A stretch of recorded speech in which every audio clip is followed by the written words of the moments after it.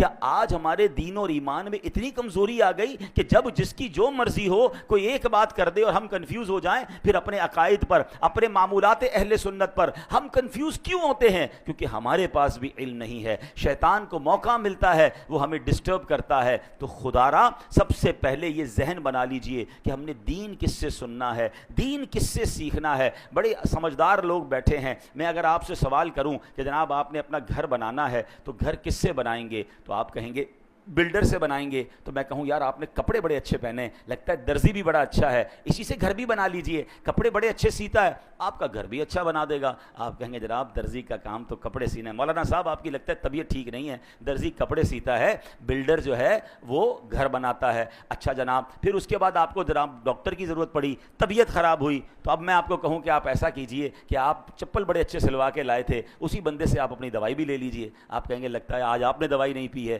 کہ جناب چپل سینے والا جو ہے وہ ہمیں دوائی کیسے دے گا؟ تو کمال ہے کہ دنیا کی ہر فیلڈ میں آپ اپنے لیے اس فیلڈ کا ایکسپرٹ تلاش کرتے ہیں۔ موچی سے جوتے سلواتے ہیں، درزی سے کپڑے سلواتے ہیں، ڈاکٹر سے دوائی لیتے ہیں، بلڈر سے گھر بناتے ہیں، ان کو آپس میں مکس اینڈ میچ نہیں کرتے۔ تو اب بتائیے نا دین کس سے سیکھنا چاہیے، شریعت کس سے معلوم کرنی چاہیے؟ کیا ہر اس شخص کو یہ حق حاصل ہے؟ میرا دین اتنا مظلوم ہے۔ اچھا اب ایک اور فینومینا لوگ لے کر آئے کہ جناب انٹرنیٹ پر تو ساری چیزیں موجود ہیں، اب تو اے آئی کا زمانہ ہے، سوال کیجئے جواب مل جاتا ہے۔ قرآن پاک پڑھنے کی اور جناب اس کی اتنی بڑی بڑی تفسیریں پڑھنے کی ضرورت کیا ہے؟ اور جناب پڑھنا بھی ہے تو کسی عالم کی ضرورت کیا ہے، کسی مفتی کی ضرورت کیا ہے، کسی ایکسپرٹ کی ضرورت کیا ہے؟ قرآن موجود ہے، تفسیریں موجود ہیں، ہم خود ہی مسئلہ نکال لیں گے، ہمیں علماء کی حاجت نہیں ہے۔ چلے تھوڑی دیر کے لیے آپ کی بات مان لیتے ہیں کہ جناب کتاب سے پراپر علم مل جاتا ہے، ٹھیک ہے، کتاب میں سب چیزیں موجود ہیں۔ چلے اب میں آپ ہی کی بات آپ کی طرف دوبارہ بڑھاتا ہوں۔ اللہ نہ کرے آپ میں سے کسی کو کوئی پرابلم ہو جائے یا آپ کے گھر میں کسی کا آپریشن ریکوائرڈ ہو،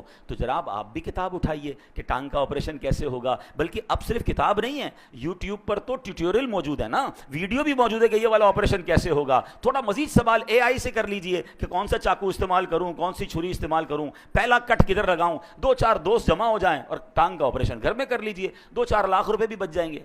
آپ کہیں گے یار کیا ہو گیا آپ کو؟ بھائی جان کا معاملہ ہے، کسی ایکسپرٹ سے کروانا پڑے گا، کتابوں میں ضرور لکھا ہے لیکن ٹانگ ضائع ہو جائے گی، دل کا آپریشن ہم نہیں کر سکتے، حالانکہ اس کا پورا طریقہ انٹرنیٹ پر موجود ہے۔ آپ کہیں نہیں، اس کے لیے برسوں کا ایکسپرٹ چاہیے، بلکہ آپریشن تو اس سے کروائیں گے جس کا آپریشن کرنے کا تجربہ بھی ہو اور اس کا آپریشن کامیاب بھی ہوتا ہو۔ 4 دوستوں سے بھی پوچھیں گے، 3 رائے لیں گے، ایک رائے پر بھی لوگ آپریشن نہیں کراتے۔ کرنا بھی یہ چاہیے کہ 3 طرف سے رائے لے کر پھر آپریشن کی طرف جانا چاہیے۔ آپ کہیں گے جان کا معاملہ ہے، جسم کا معاملہ ہے، باڈی خراب ہو سکتی ہے۔ سبحان